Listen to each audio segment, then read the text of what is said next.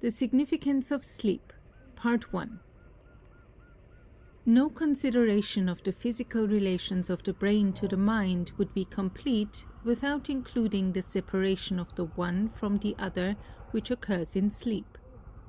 Regarded simply as a phenomenon, sleep has been well termed the great mystery of life. We should not allow the term mystery, however, to become, as is done by some persons, a signal for cessation of all further discussion.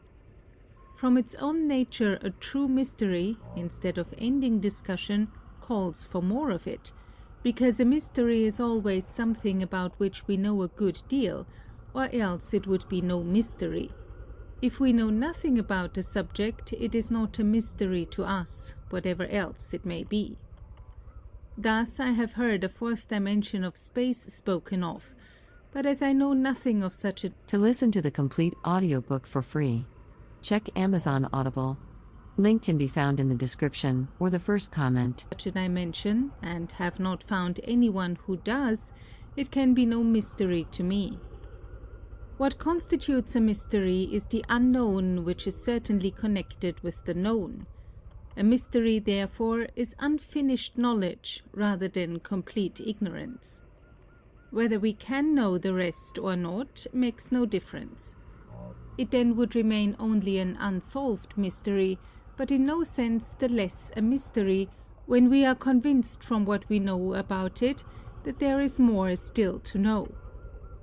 The history of science is a record of many a long-standing mystery finally solved.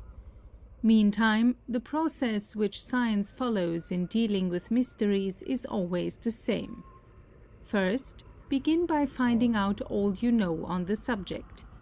Do this as thoroughly as possible. Then be sure that you do not pass to the consideration of the unknown, except along lines definitely connected with that which is certainly known. In all essentials, this process corresponds to that of the astronomer who is trying to find out his distance from a heavenly body. He cannot leave this earth, and therefore he begins with geometry, and with infinite patience measures his baseline. Not until he is sure of that does he begin as carefully to measure the angles of the lines which leave this earth from either end of his baseline on their way to the object in the sky. Therefore, we begin our investigation of the mystery of sleep by selecting for our baseline its most fundamental fact, as it appears in a question often put by a child. Where do we go to when we go to sleep? This is a very natural question for a child, because it easily recognizes that we are gone then. Its understanding has already grasped the central fact about sleep: absence. That being so, we must now take our time in considering this first fact, our baseline for subsequent proceedings. In the first place, something must be present in order that the other thing be absent from it, and the present here is the living body, not only complete in all its parts, but also in its living attributes and functions. Not one of its component cells is changed or gone. The blood circulates the same, the secretions flow the same, the lungs go on exchanging carbonic acid for oxygen, and all the processes of nutrition are as active as ever. But the completeness of that which is present only accentuates the disappearance of that which is absent. Whatever other questions may be raised, the primary and certain truth is that in natural sleep the conscious personality in us takes its departure from the body without leaving a trace behind. It may return gradually and partially as in dreams, but that is then not sleep. In true, healthy, sound sleep, the body is as devoid as a bronze or stone statue of either consciousness or mind.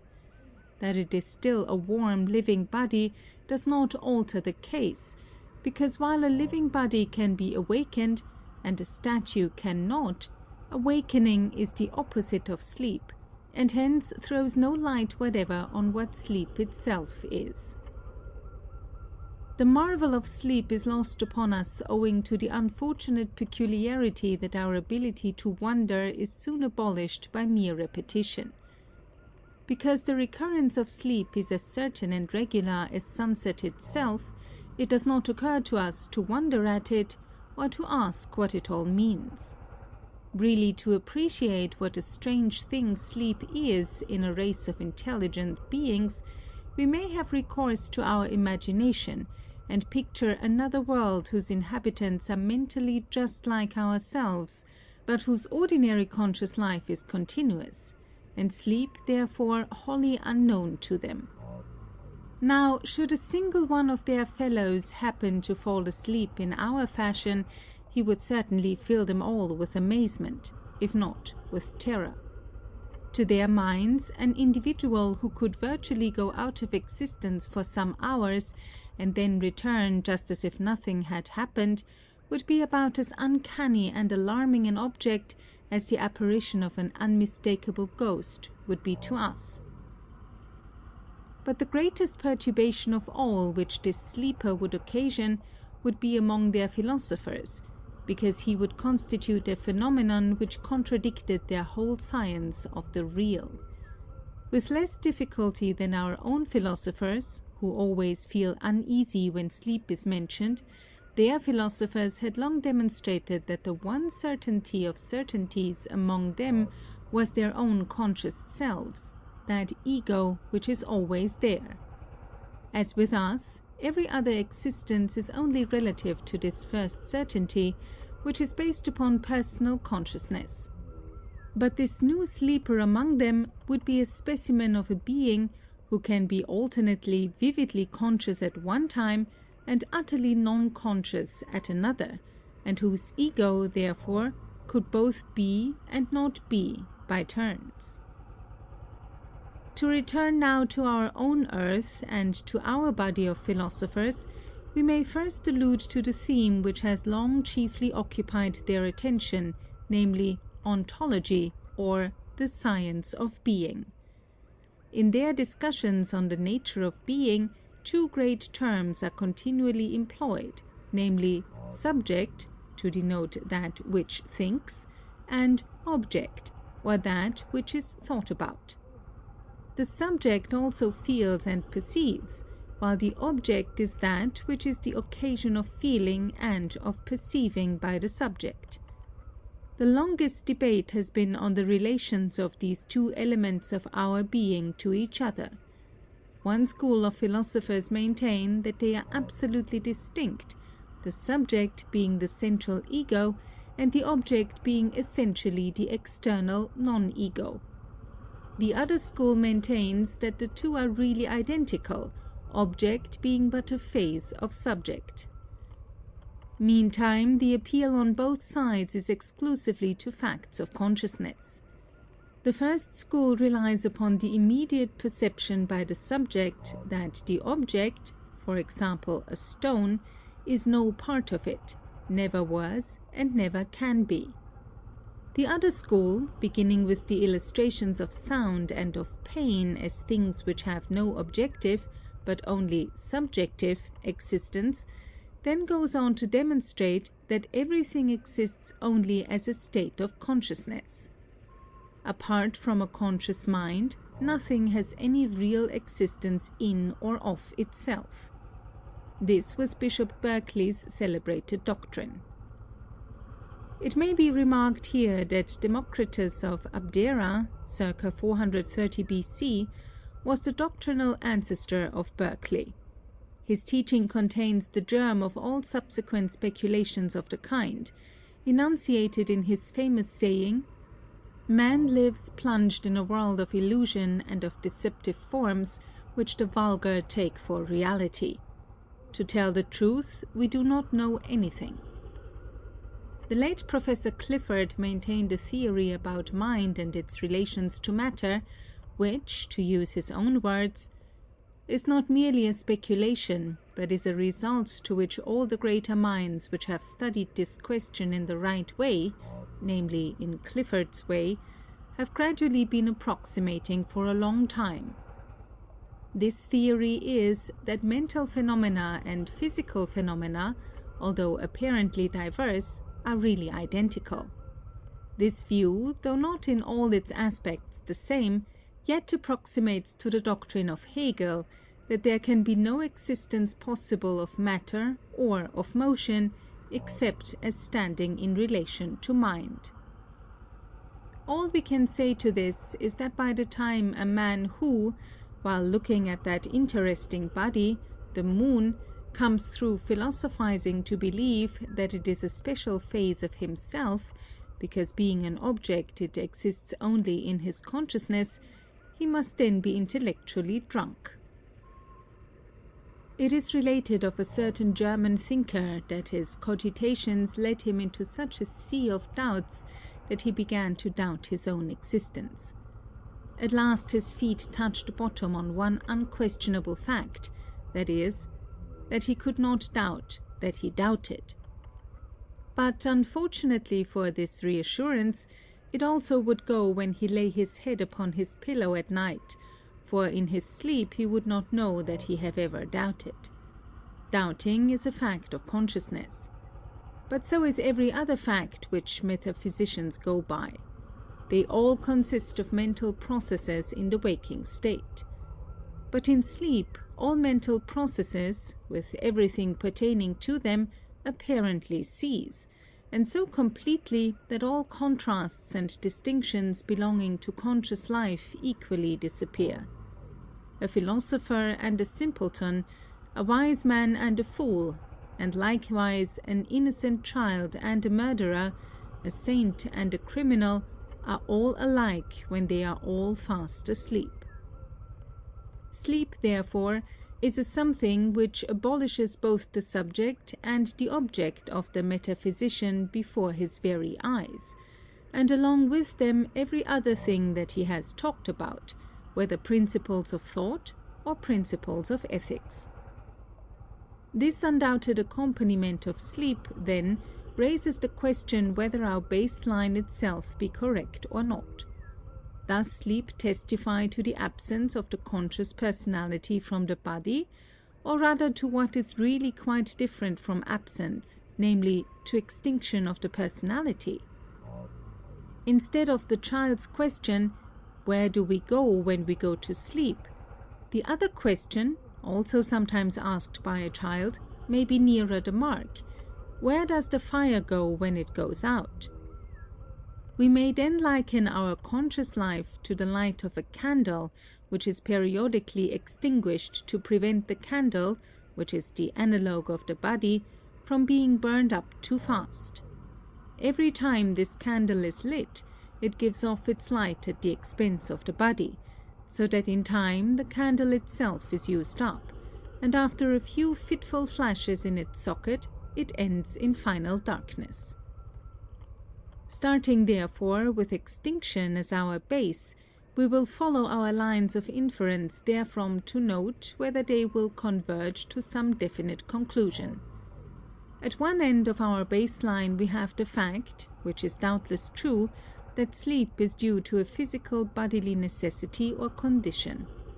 Moreover, we have more than one example of purely physical conditions, including the chief element in sleep, namely unconsciousness, such as in apoplexy, or from a blow on the head, or from brain poisoning, as by chloroform, and though these states differ in many particulars from natural sleep, yet they suffice to show that the link between consciousness and the brain is a physical one, or else physical agents would not sever it. The inference, therefore, seems probable that as physical conditions of the brain extinguish consciousness, so physical conditions there create it. But unfortunately, this line of inference, based upon extinction, cannot be made to pass in the neighborhood of demonstrated facts. To begin with, it is not the whole body, but only a part of the body, namely the nervous system, which is connected with the conscious personality, and not the whole nervous system, but only the brain, and in turn not the whole brain, but only the one of the two hemispheres in which speech is located, which, when awake, either subjectively thinks or recognizes objects. We have gone all over the subject before, and need not waste any more words upon it. The brain itself neither makes a word nor forms an idea. All words and all knowledge are put in the brain and arranged there for use, like so many books on their brain shelves by the brain's librarian. Where he goes to when he locks this library up and leaves for the night, we do not know, but one thing is certain, that not one of its books made itself or put itself where it properly is. But the inferences drawn at the other end of this baseline are worse yet for going all astray. Extinction is extinction. Therefore, after the shortest nap, our whole conscious selves have to be made all anew. The comparison to a relit candle is altogether too simple to fit the case, for our being is infinitely more than a flame. The surest realities of being cannot actively exist, then be annihilated, and then come into active existence again, like passing flashes of light. How much of our conscious life consists in memories and the use of memories? Every word we hear, read, or utter exists as memorized symbols in the cells of our speech centers, and it took a long time to put them there. A night's sleep certainly does not, and cannot, obliterate them, nor wipe out anything else the brain has acquired. We have gained in our years settled convictions, strong motives, and living sentiments, all too deeply seated to come by day and go by night, or ever approach extinction while we live. It is these abiding elements in our conscious being which make us true persons. To admit that all of them can be and not be between waking and sleeping would be the end of all reality. If we are certain of anything, it is that we are.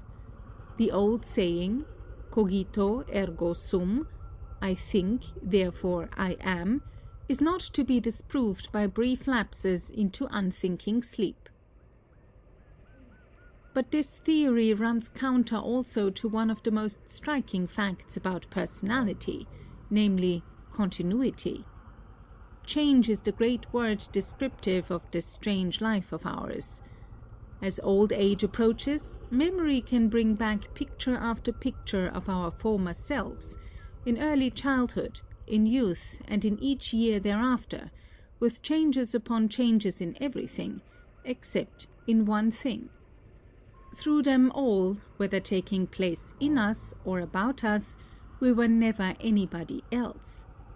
It was I who was a child, and it is the same I who is now. That I has never been other than what. To listen to the complete audiobook for free, check Amazon Audible. Link can be found in the description or the first comment.